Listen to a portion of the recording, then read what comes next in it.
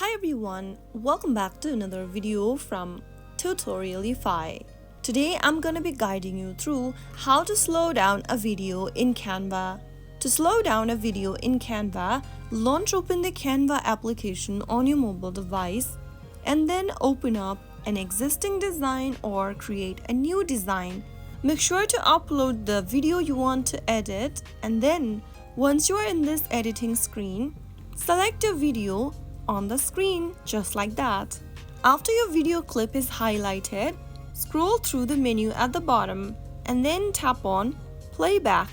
Now, from the video playback section, simply drag the slider towards the left in order to slow down your video. Move the slider to the left.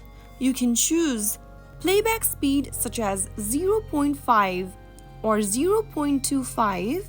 It should be less than 1. After you slow down the video or set the video playback, simply go back to your video and play the video. And that's how you will be able to slow down a video in Canva.